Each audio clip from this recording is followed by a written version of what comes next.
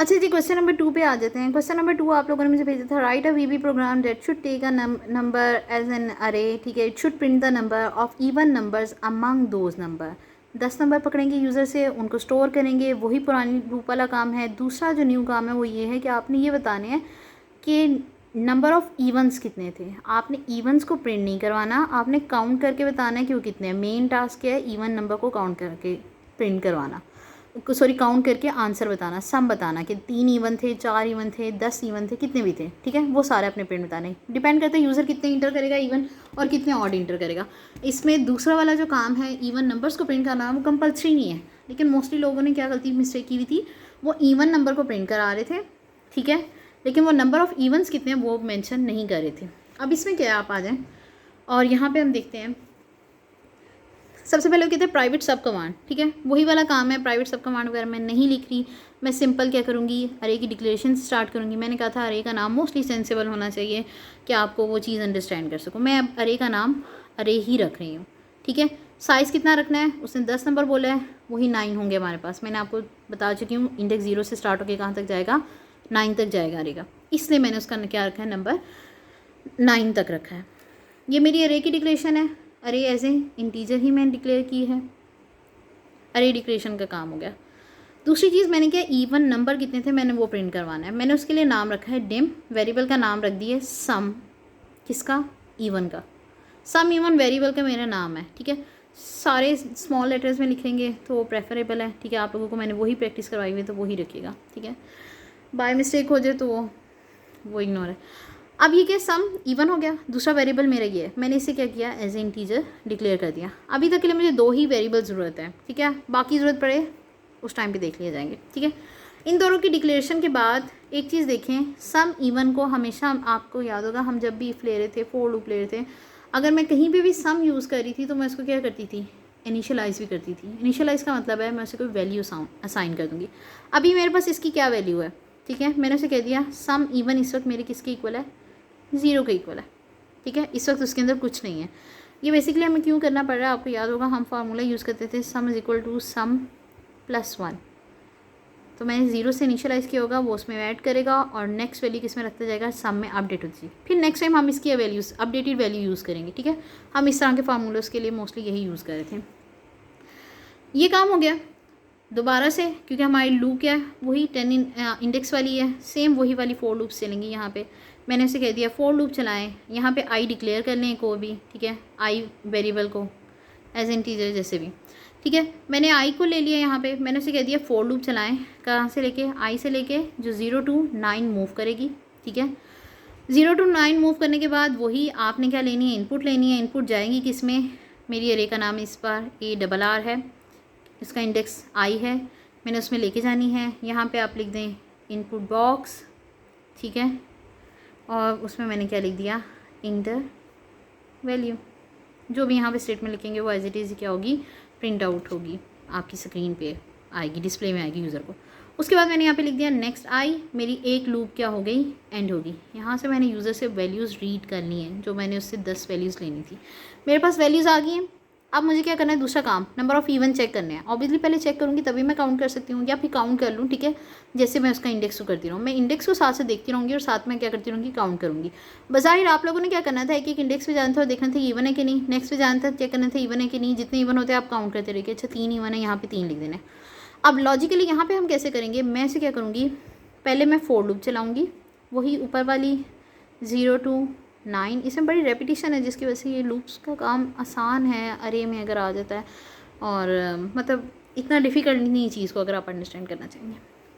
4 loop चलाइए, if condition लगाऊंगी, मैंने चेक करना है इवन नंबर। इवन नंबर की सबसे हम जो इजी एक तरीके का यूज़ करें, हम मॉड लेते हैं उसका, ठीक है। और मॉड किससे ले लेते हैं, 2 से लेते हैं ताकि वो 0 आ जाए।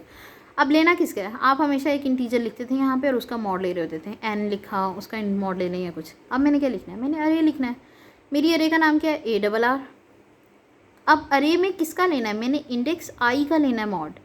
अरे के इंडेक्स आई को पकड़ो, उसका 2 से मॉड लो। मॉड हम कहते हैं रिमाइंडर को जो डिवीजन के बाद आता है नीचे, अगर कोई वैल्यू बचती है तो इसका मतलब है वो इवन नहीं है, अगर वैल्यू बचती है तो इवन नहीं है, अगर वैल्यू 0 हो जाए तो वो इवन है। मतलब अगर 1 या कोई भी उसके अकॉर्डिंगली आ जाते हैं नंबर तो वो हमारे क्या होते हैं, ऑड होते हैं, वरना वो इवन होंगे। तो ये हमारी सबसे जनरल हमने यही कंडीशन यूज़ की हुई है। वही कंडीशन यहाँ पे लगा दी। मैंने उसे क्या कह दिया कि यहाँ पे क्या करें, एक नेक्स्ट टास्क आना है मेरे पास, ठीक है। वो मैंने क्या करना है, सम किस में, सम इवन के नाम से मैंने वेरिएबल लिया था ऊपर। मैंने उसे कहा सम इवन वेरिएबल को पकड़ें। अब इसका मतलब है अगर वो मॉड लेगा, अगर वो इवन कंफर्म हुआ देन ही वो अगला काम करेगा। अगली स्टेटमेंट सिर्फ तभी एग्जीक्यूट होगी जब पहली वाली स्टेटमेंट उसकी कंडीशन फुलफिल होगी। कंडीशन फुलफिल के बाद वो जब अंदर आया तो उसने क्या कहा, सम इवन पकड़ो और उसे सम इवन के अंदर +1 करते जाओ। अब +1 का पर्पस क्या है, पहला सम इवन आया तो उसको पता है इवन है, वो क्या करेगा, 1 को उठा के इसमें कर देगा। अब इसमें बाय डिफ़ॉल्ट क्या है, इसके अंदर 0 पड़ा है, इसमें आप 1 प्लस करेंगे, इसमें आंसर क्या आएगा, यहाँ पे आ जाएगा 1, ठीक है। लूप दूसरी बार चलेगी, अगर दूसरी बार भी कंडीशन सच हुई तो फिर वो क्या होगा, यहाँ पे सम इवन ऑलरेडी अपडेट हो चुका होगा 1, ये आप 1 को प्लस करेंगे इसमें, ठीक है, तो क्या हो जाएगा 2, ये अपडेट होता जाएगा। मैं ये प्लस कर रही हूँ, यही देख रही हूँ कि नंबर ऑफ़ इवन्स हैं कितने, टोटल मेरे पास कितने इंटीजर पॉजिटिव इवन है, ठीक है। हम मोस्टली अच्छा कंडीशन में ये भी लिखा होता है, क्वेश्चन में अगर ये भी लिखा हो कि आपने पॉजिटिव इंटीजर लेने हैं तो दैट्स मीन वो यही होता है। अगर ना भी लिखा जाए तो आपने पॉजिटिव इंटीजर्स पे ही एक्सपेरिमेंट करने हैं प्रेफरेंस लेवल पे, ठीक है, ताकि कोई डिफ़िकल्टी ना रहे आपके पास। अच्छा, नेगेटिव का वो वैसे जिक्र नहीं करेंगे, लेकिन अगर ना भी किया हो तो आपने वो देख के लेना जिसमें मैंने पिछली अरे को फिल किया था। ये काम हो गया। इस काम के बाद मैंने क्या करना है, इफ़ को अपनी एंड कर देना है। यहाँ पे मैंने क्या किए, एंड इफ़, मेरी इफ़ एंड हो गई यहाँ पे।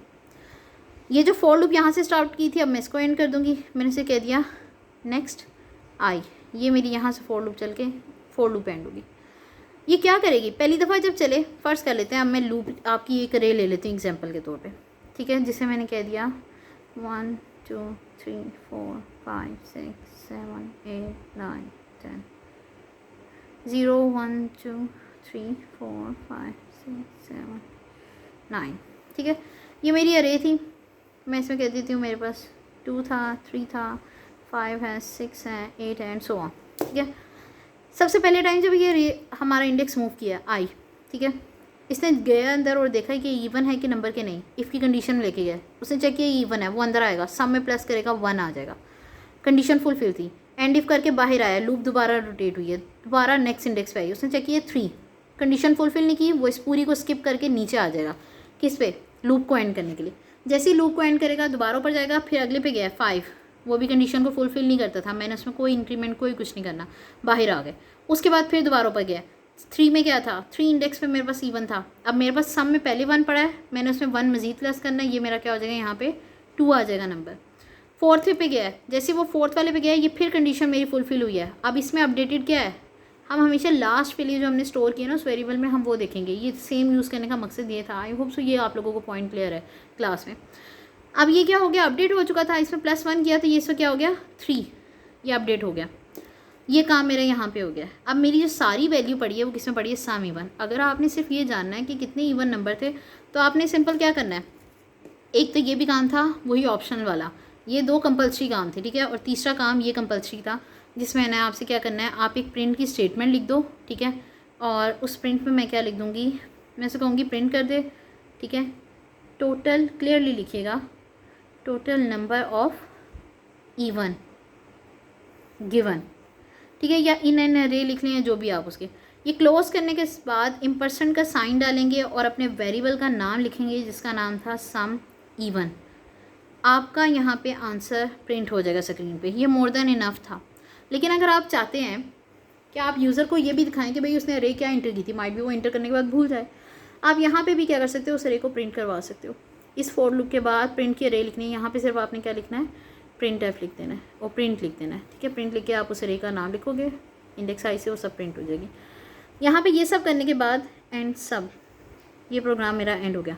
मैंने यूज़र से इंटीजर लिए थे, ठीक है, कितने 10 और 0 से लेकर 9 इंडेक्स पे वो स्टोर हो गए। स्टोर करने के बाद मैंने उनसे क्या किया, उसे चेक किया एक लूप में रन करके कि उनमें नंबर ऑफ़ इवन कितने थे। जो इवन हो रहे थे उसमें स्टेटमेंट में मैं बेसिकली क्या करती थी, काउंट कर रही थी कि वो कितने हैं, काउंट करके मैं रख रही थी सम इवन में। जैसे मेरी लूप्स कंप्लीट हुई मैंने कहा सम इवन को आप क्या करो, प्रिंट कर दो, स्क्रीन पे वो आ जाए, दैट्स इट, काम हो गया।